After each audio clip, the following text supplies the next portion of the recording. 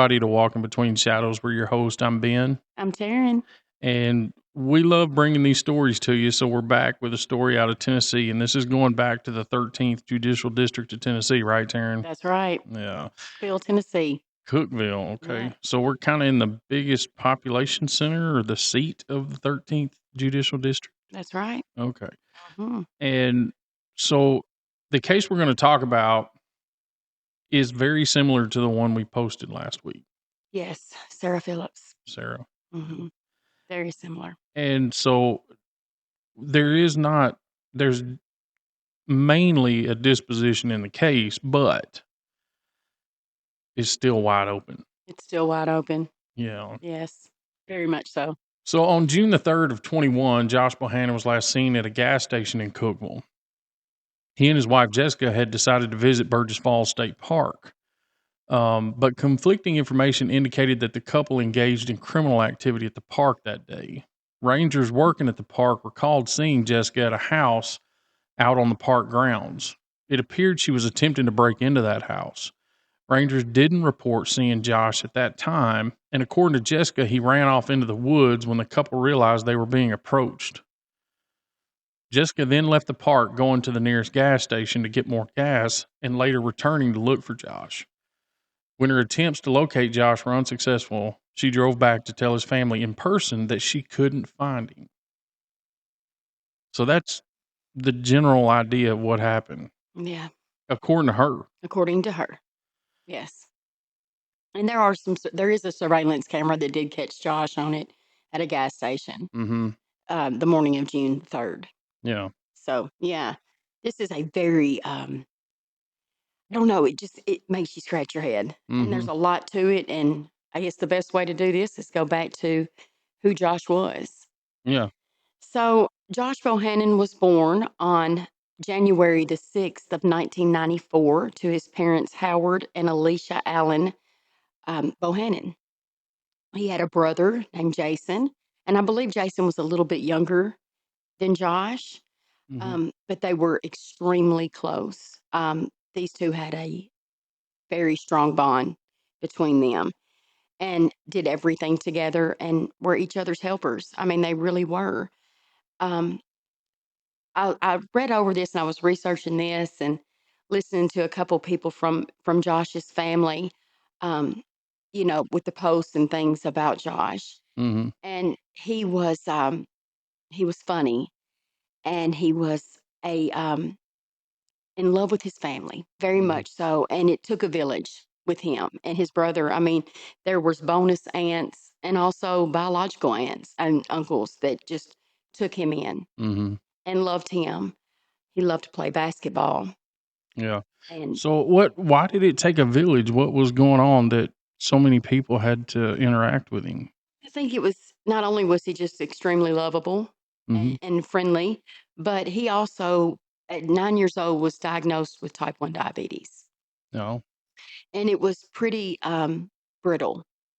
Uh, Mm-hmm. he was on, several different medications to control his diabetes, Mm-hmm. and he had learned how to do that. He was able to take care of himself pretty well. He knew when he needed to eat and when he needed to get his sugar up or down and Mm-hmm. what he needed to do that. Yeah. But at 9 years old, when you find something like that out, you're Right. helpless. You Oh, need a lot of help. sure. And all these people in his life were there for him. Yeah. And I don't know if it was 2017, but I believe around that time is when he met his wife, Jessica. Mm-hmm. Um, they married in 2018 and had two small children, a boy and a girl. Mm-hmm. And Josh was still dealing a lot with his diabetes. He really Yeah. was. And from what I understand and what I've read about, this seemed like kind of a toxic relationship.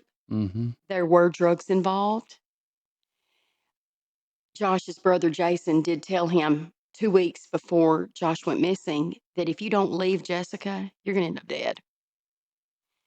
Mm. He said that because of the drug use. I mean, Josh being as sick as he was, he also, and using anything on top of that. Yeah. And what I kind of gathered is that Jessica's father was providing, these drugs, pills Mhm. and things like that, Mhm. methamphetamines, things that will really mess up someone with diabetes, Yeah. really Well, and bad. compound that, he had another problem that he suffered from, and it was spinal stenosis. Yes. Yes. And, spinal stenosis is rough. It can be mild, like you just have, symptoms of numbness and tingling and stuff like that too. It can be pretty harsh. Like you can lose complete feeling in parts of your body. You can lose control of your bowels. You can lose control of everything. Right. Um, and it's got to be miserable. Oh, I mean, 27 years old, Hmm. trying to provide for a family. And from what I understand, he very much loved his wife Hmm. and his kids, and he did everything he could for them. Yeah. Yeah. Yeah. Was it tough for him to hold down a job? I mean, I, was he? I wonder that too. I looked on his page and I saw that there were some posts about him doing pressure washing Hmm. and things like that, which took me down into a rabbit hole with this too. Hmm. So, Hmm. you know, but yes, there was some things posted a couple weeks before Josh went missing that were suspicious. I mean, it looked like his wife had taken over his Facebook account Hmm. and was posting things to like items to sell, kind of like purses from Cracker Barrel that still had the tags on them and things like that. I mean, just weird things, Roombas Yeah. and power drills, but day planners. I mean, just quantities of them. Yeah. And it was odd. It seemed kinda odd to me.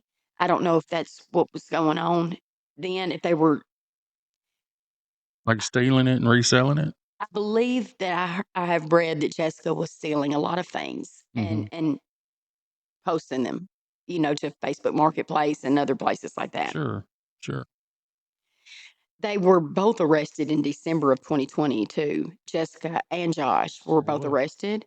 I'm not exactly sure for what. I don't know if it stemmed from maybe stealing things or if it was, I'm not exactly sure. Hmm. But they both were arrested. And Jessica gets out before Josh. She's bonded out by her boyfriend's dad, her boyfriend. And she was married to Josh and they had these two children. And from my understanding, they were living with Josh's family. Hmm. Well, And but that's an interesting point that you can elaborate on there. This boyfriend, right. he'd been in the background for a while. A minute. Mhm, Yes. mhm, As a matter of fact, there was even a post put up. So she gets out. Well, first of all, let me say this. yeah, So she gets out, she gets bonded out by her boyfriend's dad. And Josh is still in jail. mhm, And Josh's family is wondering where Jessica's at. She just disappeared with Nathan. She moves in with him, this boyfriend of hers. mhm, And in January, puts up a post on Facebook and says, I'm in a relationship with this Nathan guy. yeah. Yeah. And there's a picture of them. So yeah, she was still married and This was before he went this missing, this this was was before any of these events. before any of these events. And so yeah, that's there. So remember that. Mhm, Um now I believe on June, I'm sorry. mhm, I believe on June the 2nd of 2021, they spent the night with somebody. Jessica and Josh spent the night with a friend of Josh's. mhm, And this friend was giving them meth for some of the items that they had, that Jessica had stolen or that they both had stolen. I'm not yeah, sure. yeah, But that's what happened. And in the middle of the night at some point, this friend wakes up and or was already up and realizes that Jessica had been stealing from him and makes him leave. mhm, At 9 o'clock in the morning, Jessica and Josh are seen on a Gulf Station surveillance video, mhm, and he was seen then. So that's for sure on that day. mhm, Jessica says they leave this Gulf Station and they go to this park and play, and they park their vehicle and they sleep for a couple hours. And around 11:30, about 11:30, they wake up and Josh says, "Let's go to Burgess Falls." mhm, And that's a state park up around Cookville. Yeah. And they find this abandoned house. Mhm. And this is all what Jessica says. They Mhm. find this abandoned house and they both go into this house. They hear somebody pulling up into like the driveway and they look out and they see it's park rangers. So Josh goes to the basement and Jessica goes out front to distract the rangers. Mhm. And I'm not exactly sure. I think she tells them that she's putting, trying to find jobs. Right. I'm not exactly sure what she tells them, but they didn't find her suspicious. Even though she didn't have a driver's license, she was on a violation of probation, hadn't been picked up yet. She had warrants. Mhm. But she wasn't acting suspicious, wasn't acting wild. So she just left. Yeah. Now at 2 o'clock in the afternoon, Jessica spotted again on a abandoned home's ring camera. I'm not sure if it's abandoned or if the people just weren't there, Mhm.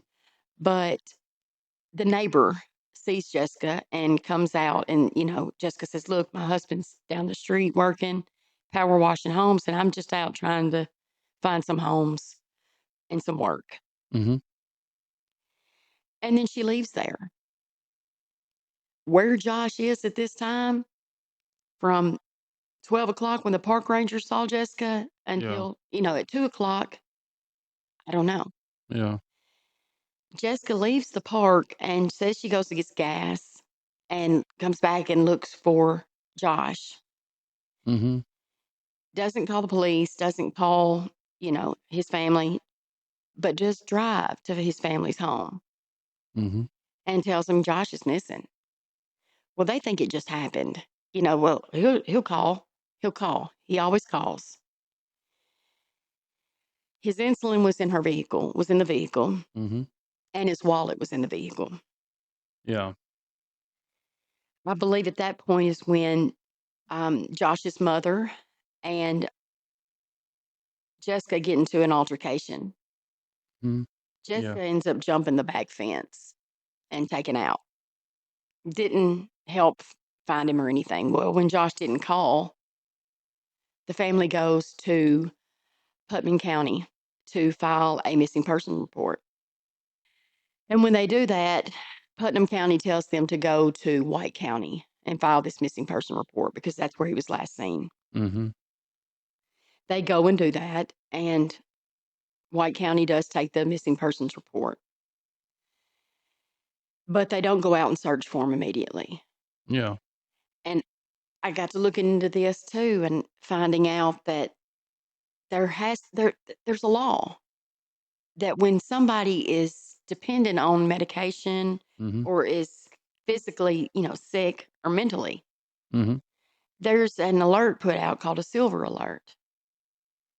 I thought that was just for old I people. did too, but it's not. It is for people that are also medically dependent. Yeah. That was not put out. Yeah. Family goes back and the Rangers and family search, for Josh. They ask Jessica, what house was this at? Mhm. She claims that it was a gray house. It was a yellow house. Oh, maybe it was a green house. Mm. So Turns she's changing her story a bunch. right, and very crucial time to find him. Yeah. She's changing her story, and it just seems like she's trying to divert Mm. law enforcement and family away from anywhere that he could possibly be. Yeah. Turns out that it was a brick house they were at, or that she was at. The park ranger saw her at, Mhm. and yeah, so that was one story. Jessica is put into jail for her violation very soon, like maybe the next day after Josh goes missing. Mhm. And then she tells the family that Josh was last with a guy, and they said, "Well, who's this guy?" She says, "Well, she gives him his name. She gives this name. Turns out this guy's in jail. You know, Yeah. right At there, that time, right yeah. that time he is in jail. Yeah. So it couldn't have been him." Then she claims that she left Josh in that abandoned house in a basement. Then she tells law enforcement that no, he took off out the back door. Mhm. of that abandoned house whenever he knew that law enforcement was there or the rangers pulled up. It freaked Yeah. him out and he took out. Yeah. So he must have just took off running in the woods. Okay. Um, Now he didn't have his insulin. Like I said, he did not have his insulin. Mhm. But come to find out, he had an aunt that lived 3 doors up from this abandoned house that he could have went up to her home. So this abandoned house was at Burgess Falls, right? Right, Okay. I got you. right. And yeah, so he could have went up to his aunt's house. Mhm. There was also another aunt that was about a mile and a half from this abandoned home. Mhm. Her husband was insulin dependent. He could have went there and gotten insulin. Right. Right. So, and he knew these things. I mean, this was not something he didn't know. So, I mean, yeah, there's there's that. It wouldn't he have went You would somewhere? think he would gone to the closest place he could think of, Yeah, which would have been his aunt. yeah, yeah. Wow. So he allegedly disappears into the woods. Yes. What happens? Months go by, Mhm. time goes by. Um, a couple searches are done. I believe by the White County Mhm. um, Sheriff's Department. Park rangers also did some searching. Yeah. It's nothing. I mean, the park rangers even said, I don't believe he was ever here. Cadaver dogs didn't pick up anything, or even not cadaver dogs. What are they called? Just Bloodhounds. the bloodhounds. Yeah, Mhm. that follow scent. They Yeah. couldn't pick it up. Well, and Burgess Falls is not a big area. Is it not? No. It's No. beautiful. I mean, it's beautiful, but it's rough up through there. It is. It's very, I guess, rolling terrain, but yeah, Burgess Falls is not very big at all. No. So, And I know there was a lot of during this time when Josh was missing, what was going on with Jessica is that she was in a very serious relationship, like within weeks after Josh was missing, before he was even 2 months, I believe. Um, After he went missing, he wasn't even found yet. now And this is the same guy she posted about before that's right. this all happened. That's right. Okay. Um, so that's a big red flag. It's a Sure. big red flag. It's just odd to me that there wasn't more. And from my understanding, she was not really questioned that much. Mhm. You know, she also signs her rights over to the state when she's in jail, Signs her rights over for what? the kids. So For she, her and Josh's kids? yes. Okay. So she gives them up to the state. And it's like Josh's family said, it just seems like she wanted a new life, got rid of Josh, goes to jail, and gets rid of the kids. Yeah. And everything that her and Josh had together is gone. She's selling things, his things. She's getting rid of his things. That's odd to me. Mhm. He hadn't even been found yet. Mhm. But in March of 2022, Josh is found. His remains are found on Windows Cliff, which is about 7 miles from Burgess Falls. Yeah, Wendell Cliffs is about that far northwest, Right. and I gotta say, that is some rough terrain. First off, you gotta cross a river to get Really. there, yeah, and then the terrain between Burgess Falls and, um, Wendell Cliffs is rough. Yeah, it's hills, it's up and down, it's tree covered, it's rough. There's a few fields in that Hmm. area, um, but as the crow flies from Burgess Falls State Natural Area to Wendell Cliff State Natural Area is some rough terrain. Yeah. And now I've asked you this when we were talking about this case the other day. I said, is there any way with his health issues that he could have become disoriented Mhm. and wandered 7 miles? Well, the diabetes is one thing. Right, If he'd been without insulin, probably not a lot of functionality, right. but having spinal stenosis and one of the major effects of spinal stenosis is numbness in your limbs, especially your legs. I find it very difficult to believe he could easily, cross that terrain, especially 7 miles of it. 7 miles. He'd be good at 700 feet. Right. I Um, mean, his aunt said that he could not walk a half a mile, quarter mile. mhm, Um, he had problems bending over and trying to pick something up even with his back, mhm. neuropathy in his feet.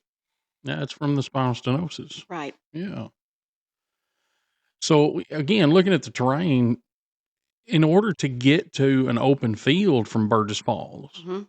you probably would have to cross that river and go up and over, a pretty steep hill that's covered in trees. I didn't realize that. Yeah, not gonna happen. Not with somebody suffering like that. And Jessica did also tell the police that she dropped him off at a gas station. Okay. So there's So, 4 stories. I mean, well, I mean, by Burgess Falls, right? right. There's Chestnut Oaks Farm Store and Kitchen. He was last seen at the Gulf Station. Okay. I'm not saying that, you know, that's not true, but at Burgess Falls, I'm not able to find a Gulf station right there, right around the falls. Now, a few miles away, Yeah. there's Cockspur Market. It likely was a Gulf. I don't know. There's no gas pumps out there that I see. Yeah, and it may have not have been like a gas station. It could have been like I don't know. But Yeah. my question is, he's seen at 9 a.m. Where? On surveillance Uh huh. at a Gulf station. I'm not exactly sure. Is there like a Spring something road or Spring Creek Road? And that's just popping up in my head. Well, I mean, like, there's Old Mill Road, Old Cane Creek, Burgess Falls Road. Burgess Falls Road. I know they were on that road, and I Mm-hmm. believe that could have been where those houses were. Some of these abandoned homes. Yeah. Okay. But so he's seen at 9 for sure, 9 o'clock Mm-hmm. on surveillance Yeah. with Jessica. He's wearing, he's got tennis shoes on. She's actually wearing his size 12 slides, Nike slides, which Mm-hmm. is, she wears a size like 7. Mm-hmm. It's just like they got up and ran in to get coffee or something. It's just something like that. Sure. Yeah. But then they leave there, and Jessica claims they went to a park and play, and I don't know what that is. I don't know if that's like a park or what, but they go there and they park and they sleep for a couple hours. Well, all right. So think about this. At Window Cliffs, there's this huge when you enter the natural or the state reserve or whatever it is, there is a giant parking lot that you park on, Mhm, and then you have to walk a trail down to the cliffs, the attraction, I mhm, guess. Um, and there's really nothing there except for like a state park building that may be a maintenance building halfway from the parking lot to the mhm. end of it, but it's off kind of by itself. I would see this as being a place where people would go and I would see this as a place where people would go and lay down and sleep in their car, because Okay. there's nothing else around it. There's no houses right there on it. It's surrounded by trees. It's, Mhm. you know, off by itself. I could see that. And I Okay. think maybe, we talk about there being flecks of the truth in every story. That's right. And that may be part of a fleck of Mhm, truth in that, yeah, they did go somewhere and sleep in the car. mhm. If I were looking at this and said it's either Burgess Falls or Window Cliffs, it's gonna be Window Cliffs because it's more secluded. Right. Burgess Falls is pretty active place. It's open, you Mhm. know, and there's a lot of houses right around Burgess Falls. But Window Cliffs, no, it's by itself. So let's just okay, so she leaves there. Give her the benefit of the doubt. Let's say that's, they did go somewhere and sleep. Mhm, And they and wake up and Josh says, "Let's go to Burgess Falls." So they go. For what? I don't know. I don't understand what they were going for. Um, maybe to break in homes. I mhm, don't I don't know. Maybe it was because he was wanting to find some jobs down that road. I don't mhm. know. But at 12 o'clock, she was seen by park rangers. Mhm. and that's documented. Josh was never seen anytime after that. And it was nearly 5 p.m. before she tells his family. Mhm. So, yeah, what was she doing? Was she looking for him? Let's say she was. Let's say this all happened. Let's say they did go in this abandoned house together and she distracts and leaves, distracts park rangers and leaves. Mhm. And she thinks he takes off. She goes and gets gas. She comes back and can't find him. Mhm. And but we just discussed there's no way that he could have walked 7 miles in those conditions in the way it was. No, You know, because he was. at the end of the day, he was found by Cliffs. Yes. Yes, which was 7 miles, and they Mhm. did these extensive searches, Mhm. never found him. You know, it Never. sounds honestly to me like he was dropped off. Yeah, Yeah. yeah. It does sound like that. It does sound that way Mhm. because if he would have passed away, say he did make it a mile, 2 Mhm. miles, and fell out, you know, animals are not gonna take him that far. You know, you've asked me that, and after looking at the terrain and seeing just how daunting and the how hilly it is, no, I wouldn't think so at all. Right. I mean, right. Mhm. How did he get that far away? I mean, and then some property owner finds it, finds his remains. Mhm. I'm not sure if they found any clothing or anything like that either. Mhm. It had been, what, 9.5, 10 months before he was found. So it's, I don't know. It baffles me of what could have happened because not an, Well, no animal is going to take him off that far, and he couldn't have walked that far. right. And most of the, agriculture that goes on around there is cattle and hay. So it's not like there's a lot of farming in the area. And in the area where he was found, it's not like there's a lot of people that hike that a whole lot. No. Well, I mean, there's hiking trails and things through there, but Well, remember at Cliffs, there's Cliffs Trail. yeah. That is the trail that goes down to the cliffs and then, moseys on back around and follows Cane Creek and that kind of stuff. And Cane Creek was another obstacle in his way between the two. And, if that's where they were, say they were at Windows Cliff and they weren't at Burgess Falls, wouldn't you say that? Why not say that? Why not say that? Yeah, I think she knew he was there and she was scared to lead them to him too fast. I mean, remember, he was almost completely decayed when they found him. And autopsy, they weren't able to determine the cause of death Exactly. because too much deterioration. Mhm. Yeah, this is it just it's heartbreaking. Mhm. It's heartbreaking. And why now have so many years passed and nothing's been done? Yeah. No, there's not even a like a say. It's just like, well, he just walked out there and Yeah. died on his own. Yeah. Yeah.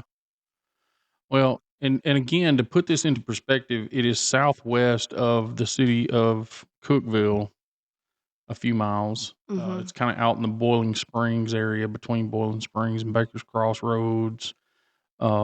Very rough terrain. And um, again, I would say Burgess Falls is going to be a harder place to hide because it's more open. There's probably more traffic there. I mean, And that's a draw for tourism. right, and he had family right there too, so Yeah, they're looking. yeah, They're looking. I mean, they're gonna know that area, and they're gonna be looking yeah. out for him. And just there's just not a lot of evidence of, convenience stores and stuff right around Burgess Falls, um, unless you go, kind of south and Mhm. away from it quite a ways. But now you get up here towards Window Cliffs, and again, there's just not a lot of evidence of convenience stores and places that you would stop on the way there unless it was some kind of, tourist trap or something like that. Yeah. So, what I'm saying is it feels pretty deliberate. And why didn't he have a phone? Where's his phone? I mean, he didn't have his it does. I mean, his insulin, wallet, everything's in the car. Well, Mhm, I'm like I said, I'm very confused with this. mhm, Now I know during the investigation or when they were trying to find Josh while he was still missing, mhm, there was a lot of problems, with Putnam County. mhm. And I think the family was even blocked from contacting them. Yeah, That's my the understanding. sheriff and the DA. Right. Yeah. At one point, I know that Josh's aunt did go to Bryant Dunaway and kind of what's going on. He said, well, TBI picked this up. And she said, well, I just went to the TBI and asked them about it. What's going on? And they were like, we didn't pick this up. So she goes back to Bryant Dunaway and she says, You lied to you me. lied to me. And he Mhm, said, well, they're not going to tell you anything, everything. She said, but they're going to tell me whether or not they picked up the case. mhm. So there you go. I mean, so there was a lot of, and that's not the first. We've covered a lot of cases and a lot of victims Mhm, that are out of that district and have a mhm. lot of issues with the DA, Bryant Dunaway, and the sheriff's department in Putnam County. I've heard some things about Eddie Ferris that are not quite nice. Yeah, I don't live there, but I know what I've heard from, the people that do live there. right. And they're not, they're, it's concerning. Yeah, It's very concerning. can't trust them. No, you can't, you can't trust them at all. Mm-mm. Yeah, so, it seems like they would sit down and have a very long conversation with at least the people that were with Jessica and Josh the night before this Mhm, happened, mhm. and sit down with the boyfriend, sit down with Nathan. "What's going on?" "What do you know?" Yeah. It's It just doesn't make any sense that law enforcement in that area is acting the way they're acting, not just about Josh Bohannon's case, specifically because we're covering that, but there's a trend there Yes. in that district, in Mhm. in all those counties. Yes. And, if I were a voter in that district, I would feel more comfortable voting for somebody that I knew was doing something, Yes. regardless of their disposition or social status or any of that kind of stuff. You're right. But instead, it just don't feel like that. There's no compassion. Mm-mm. There's no compassion, Yeah. and like I said, this is heartbreaking. It's heartbreaking. Well, again, I go back to our experiences on this channel. eh, People just can't give up. Right. As frustrating as it is, and as people get, you can't give up. Can't give up. You have to keep the conversation going. You have to keep people's pictures out there. You have to keep the details that in front of the public so that if something does come along, it's talked about, it's reported, it's investigated, whatever. And we talked about this with Sarah Phillips' case out of Gibson County, Tennessee, Yeah. and how her family was treated. Yeah. And I get it. I understand that they have to, you know, they have to there has to be a certain amount of hush. Yeah. There has to be. Well, let me throw an interesting statistic at everybody. Okay. A very close person in my life told me that they moved to Tennessee way back in the maybe the early 80s. Hmm. And when they moved to Tennessee, they understood that there were some 30 sheriffs in the state of Tennessee under indictment. And that was back in the early 80s. And, that's scary. Yeah, it's terrifying. Well, and the trend seems to have continued in a lot of places around Tennessee as we hear stories about this and these kind of things like what happened to Josh Bohannon. Yes. And so it leads me to believe there is a ongoing problem in those law enforcement agencies, Mhm. and it rotates, it changes. They're humans. No, they're not Sure. perfect, Sure. but yeah, man, this is beyond. And they're not all bad. messing up. They're Yeah. not all bad. I know I did hear from, what I did hear watching Josh Bohannon's aunt on TC Spotlight. Mhm. Um, she did say that there were some really good ones in there too. Sure. At White County, at the park rangers. I mean, there were people that really did care and try. Mhm. And there are good police officers. There are good people in positions that can do a lot. But They're still human. they're still human, and there's still some that aren't good. Yeah. There's still some that should not be there. Right. And after it just seems like a track record. I think I can like there's like 52 cases in this district In this district alone? in Tennessee's 13th Judicial District that need to be reopened, revisited, a missing, things Mhm. like that. Mhm. 52. That's more than a trend. That's Mm. like It seems intentional almost. it does. Yeah. And it seems like they don't want to spend any money. Yeah. And these are people. These victims are people. And just because they have made some mistakes in their life or gotten lost along the way, it's not hard to do in this world these days, Mhm. does not mean that they don't deserve to be found and Mhm. to have justice. And Mhm. that's something we talk about every single case. Yep. Yep. And it seems like these people that have problems with drugs or, a rough life. Yeah.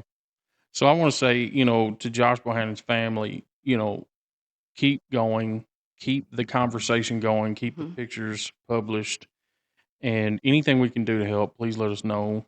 Yeah. Um, and to the audience, thank you so much for watching. And if you do know something, please say something, even if it's to us in a message or a comment or an email, whatever. That's right. Um, speak up, and you can remain anonymous if you want to, but don't forget, when you're watching Walking Between Shadows, to hit the like and subscribe button.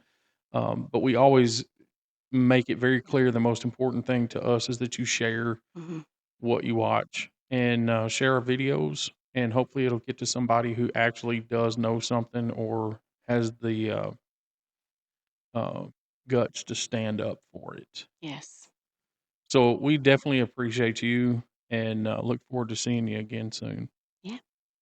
All right, Taryn, is that it for Josh Bohannon? I believe that's it. Okay. Well, again, thanks everybody, and we'll see you again on the next Bye.